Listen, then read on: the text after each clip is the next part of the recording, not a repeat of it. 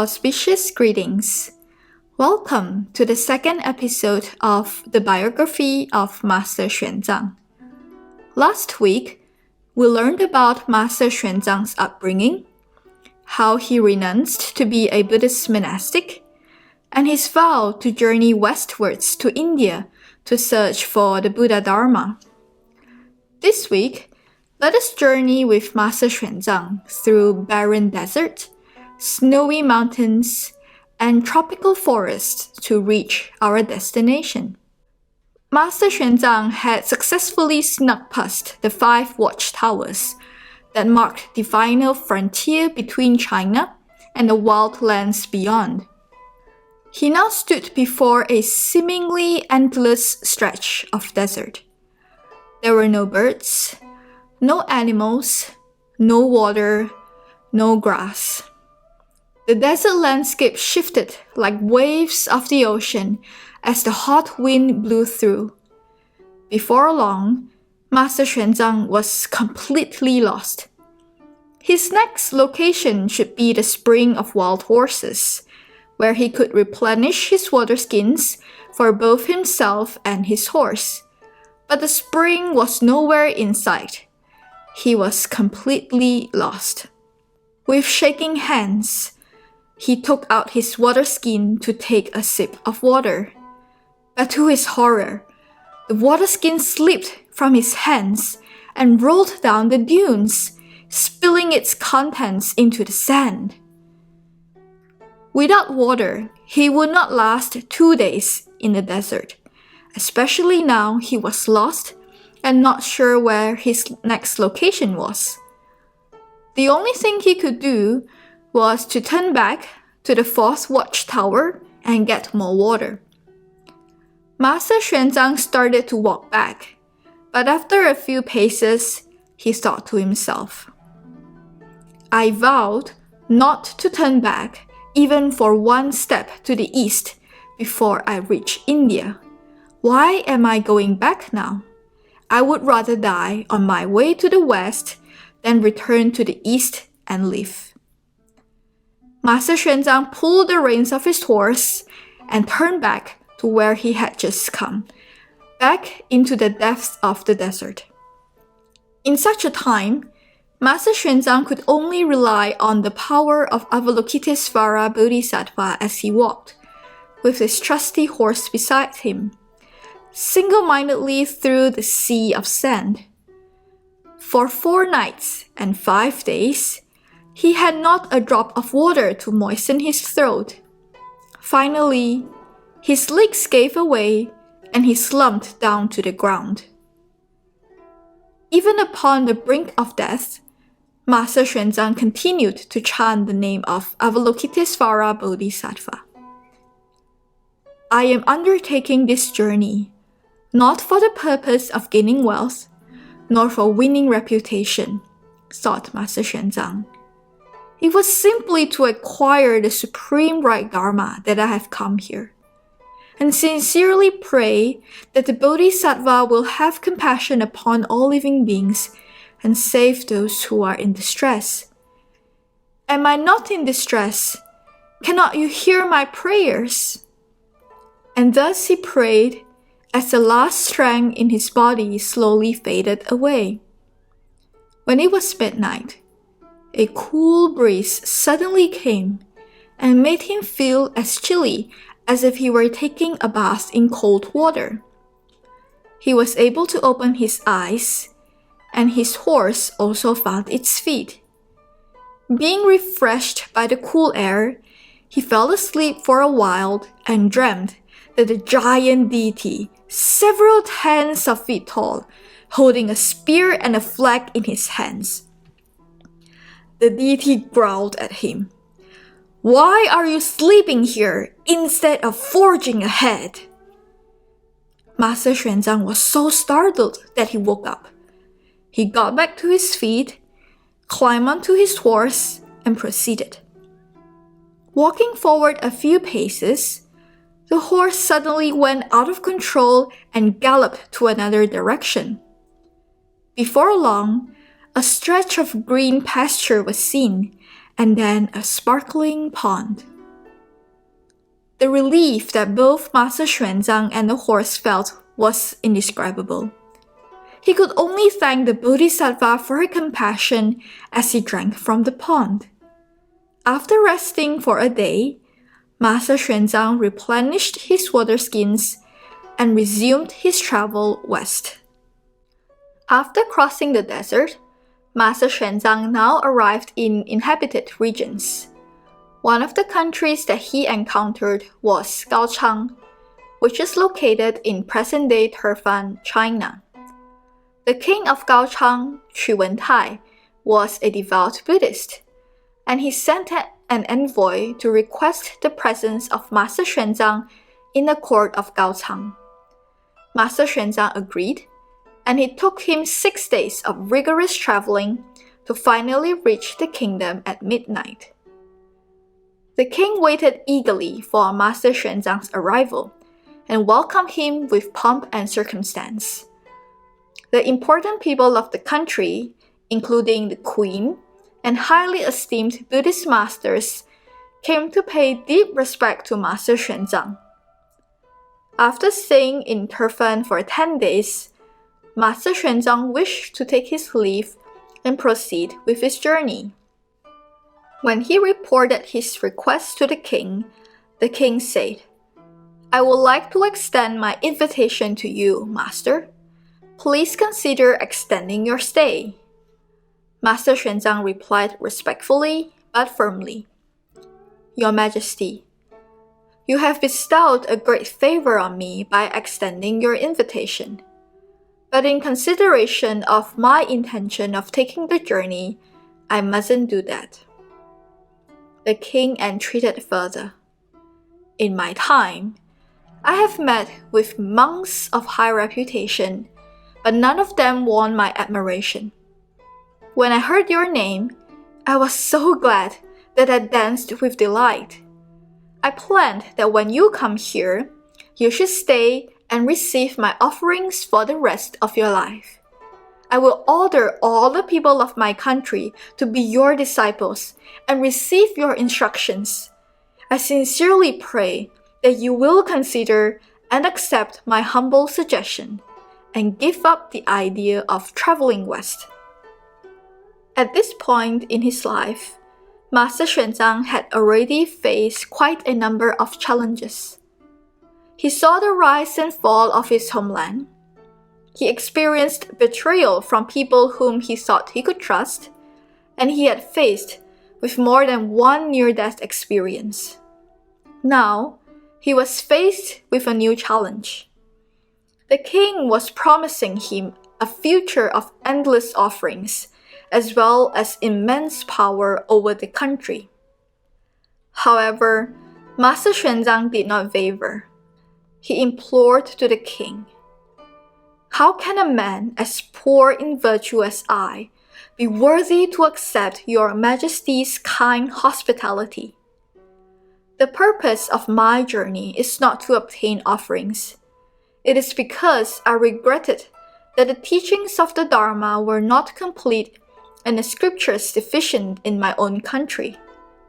I have doubts that no one could resolve. This is why I decide to travel west at the risk of my own life. I hope your Majesty will recall your words and not be bothered about my personal welfare." The king was not so easily persuaded. He said to Master Xuanzang, "I, your disciple, have a great adoration for the Master. It is decided you will stay here so that I may make offerings to you. Nothing will change my mind. Please believe in my sincerity." Master Xuanzang stood his ground firmly and declined again and again to the king's earnest request. The exchange quickly turned sour, and the king lost his temper. "I have ways to make you stay, or I will send you back to your country. Please consider it well. It is best for you to comply with my wishes." Master Xuanzang knew there was no way he could change the king's mind, just as the king had no way to persuade him. The king laden Master Xuanzang with even more offerings and every day during mealtime, the king would hold a tray of food with his hands to serve the master, hoping to change the master's mind. Given that there was no way to communicate with the king, Master Xuanzang knew he had to put his words into action. He started to fast, refusing to eat or drink. He sat on a seat, unmoved like a great mountain, and refused to open his lips. One day passed, and another. By the fourth day, the king found that the master's breath had become very feeble. A wave of guilt washed over the king, and he fell to his knees in repentance. "I will allow you to go to the west. Please, take food immediately." Master Xuanzang was not reassured by the king's words. "Do you mean it, Your Majesty? If you truly mean your words, take an oath." The king cried, "I mean my words, and I will say it before the Buddha."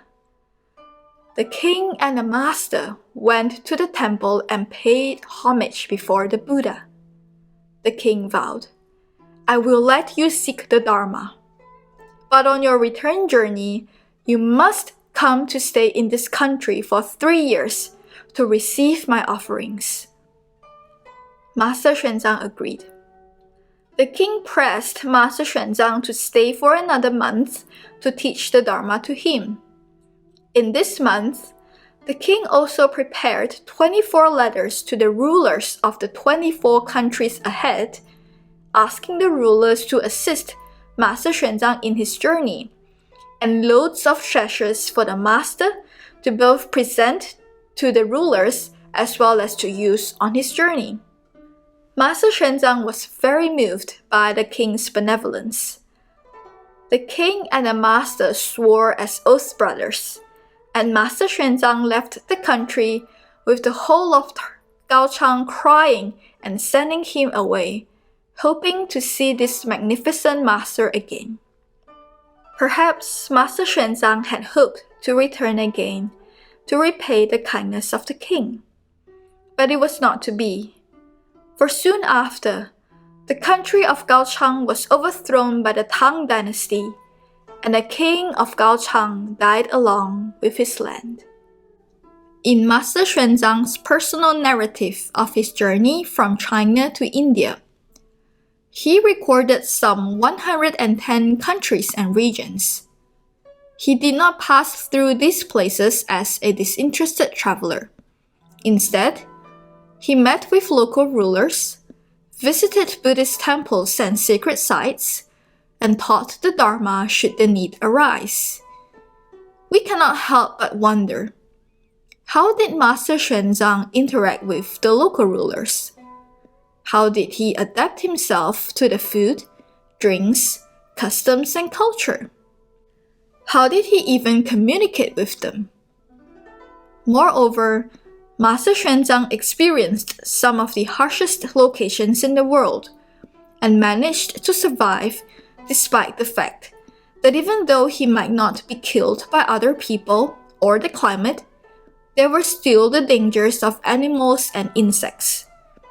Yet, against all odds, Master Xuanzang survived. Up in the Tian Shan mountains, the road was dangerously steep and so tall they seemed to touch the sky. Everything was covered in ice and snow that never melt even during spring or summer, making crossing the mountains even more perilous. It took them 7 days to cross the mountainous region. And out of the 25 Gaochang guards that traveled with Master Xuanzang, 1/3 of them died of hunger and cold. When Master Xuanzang passed through Bamiyan, he found out that there were more than 10 Buddhist monasteries in the region, with several thousand monks. The king of Bamiyan himself received Master Xuanzang and entertained him in the palace for several days. He saw the great Buddha statues of Bamiyan and stood in awe as he gazed at the statue's brilliant golden color, resplendent with ornamentation of precious substances. Unfortunately, these great Buddha statues are lost forever to us now. After traveling for about a year, Master Xuanzang finally reached India. When he left the region of Kashmir and traveled down to the Gangetic Plain of northern India, Master Xuanzang and his caravan party were ambushed by 50 robbers. The party was stripped of their clothes, their goods stolen, and were chased into a dried-up marsh to be killed. Master Xuanzang escaped with the help of a young monk, and they sought help in a nearby village. The robbers ran away when they saw the big rescue team. Master Xuanzang's traveling companions were thoroughly shaken by the near-death experience and the loss of their money. But the master himself was quite unaffected. He said to his companions, "What is most precious in existence in life? Since we still have our lives, what else should we worry about? There is no need to grieve over such trifling matters as clothes and traveling money." When they sailed down the Ganges River, they were ambushed by pirates, who not only took their possessions, but wanted to take Master Xuanzang as a human sacrifice. These pirates would find a handsome man every autumn and sacrifice him to their goddess to pray for blessings. This year, having failed to find anyone, they were taken by Master Xuanzang's dignified features and decided to sacrifice him.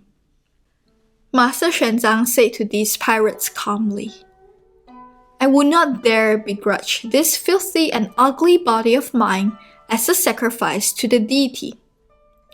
But I have come from a far distance in search of the Buddha Dharma.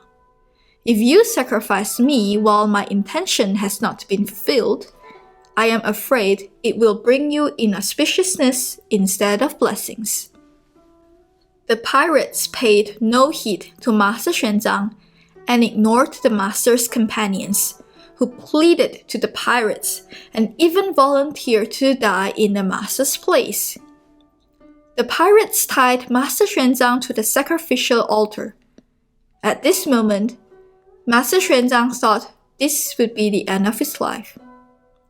But he was not afraid. Instead, he sat in calm meditation, contemplating on paying respect to the Buddhas and Bodhisattvas. He was so concentrated that his mind transcended from the altar and the pirates. Suddenly, a gale of black wind rose from all directions, breaking the trees and blowing sand high into the air. Waves rose in the rivers and boats were overturned. The pirates were greatly frightened and asked the traveling companions, "Who is this monk? Where does he come from?" The companions replied, "Oh, pirates, he is the monk from China seeking the Dharma. If you kill him, you will commit a deadly transgression." Fear overtook the pirates and they quickly untied Master Xuanzang. They begged for his forgiveness and repented for their actions. Master Xuanzang accepted their apology and explained that unwholesome actions will lead to undesirable effects. The pirates were touched by the Dharma teachings and renounced their livelihoods as pirates. There are many more adventures which Master Xuanzang went through, and I am only recounting a few of them. But from these stories, we could imagine what kind of a person Master Xuanzang was. He was steadfast and unwavering, wholeheartedly pursuing his goal of searching and learning the Dharma. He was kind and compassionate even to those who have harmed him, and touched their hearts with the wonderful Dharma. He was not concerned about himself and could accept the situation even at the brink of death. He was pious and faithful, always mindful of the Buddhas and Bodhisattvas. And he did not bend under the seduction of power, fame, or money. Thank you for listening to this second episode on Master Xuanzang.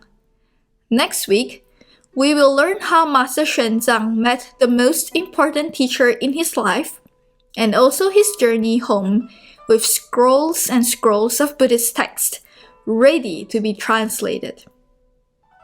If you like our channel, please like and subscribe. May you find inspiration and joy in the Dharma. Thank you.